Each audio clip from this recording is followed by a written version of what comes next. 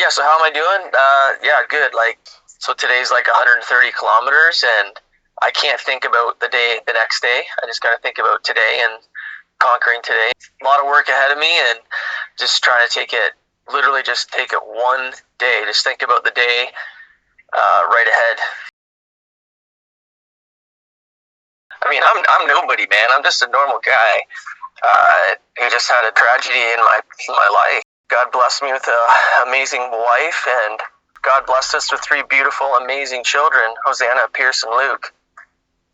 And then at 6 years old, Luke, out of nowhere, all of a sudden has a giant tumor in the middle of his brain. And then 2 years later, he dies. Last July. That was our experience. That's what happened to us. I'm nobody special. I truly believe that. We're not heroes or anything like that. We're just normal people who have been through this, and now maybe the difference is that we're committed to, in the midst of tragedy, to not quit, to not give up. Last summer when I came home after Luke died, this idea just came in my mind and my heart, and I was like, this is crazy, I can't do it won't work, blah, blah, blah. But you know what? One item at a time, and started putting together a task list and started figuring out what it would take to do it and how we would do it, and then just took one step at a time, one phone call, one email, one meeting, and then just day in, day out, just kept rolling with it, sensing that this was the good work that we could do out of this tragedy that would end up doing something good for everyone. Luke was just so different, man. He was so different. He was that boy that, he didn't have a lot in life. He didn't get a long life, but this sort of a thing is who Luke was. God made this boy amazing. If he heard about this project, he would have saved up. He would have said, how can I sell lemonade to make money for this hot? Like, that's him. And so that's why we created this project the way we did, because it honors him in the spirit of who he was. I think it's been really more than the money and more than building a building.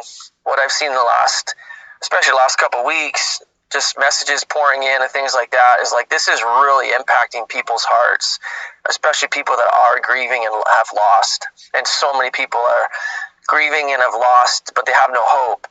And so it's been really cool to see people have in some way, their hearts have been ministered to through this project.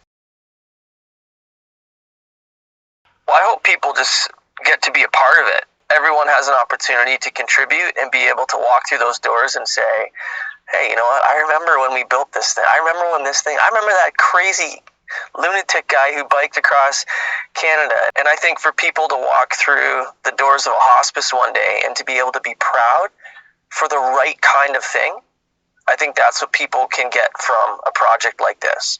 And we, as a community, we get to be a part of it with this hospice build. We get to say, hey, you know what? I'm not afraid of this. I think this is important, and we need to get behind it. And I think that's where the $50 one time that's where it comes in. This is the best check their heart has ever written.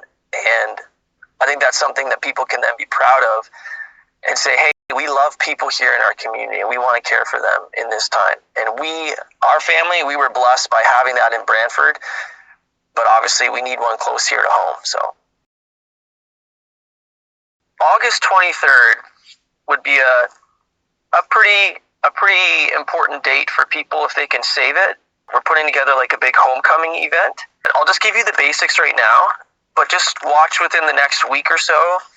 You'll probably see like a flyer going around on social media with more detail about the event. And we're going to invite everyone from locally around to come out with their bike.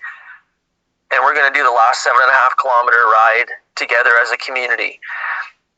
So old people, young people, kids, parents with tow behind trailers to put their infant in, e-bikes, you name it. We want everyone and anyone to come out and to do the last ride together. And then we're going to end up at Silver Lake Park for a big party. We'll be able to announce how much money we raised. There will be media there. There'll be a couple food trucks. There'll be a couple things for kids to do. It's just sort of going to be just a big celebration of getting back to Port Dover. And we're going to have shirts for sale, hats for sale, bracelets, giveaways. So that'll be probably a pretty big day. Yeah, just a real sort of cool climax for everyone back home who, like, I'm just some guy across the country right now. Most people that have seen about this don't even know me. Whereas on the 23rd, I get an opportunity to meet them and say thank you. And that's what it's all about. It's not about them meeting me. It's about me saying thank you to them. Of course, livelikelukejohnson.com. That's the why we're doing what we're doing. The links to our social medias and the direct link to donate is there.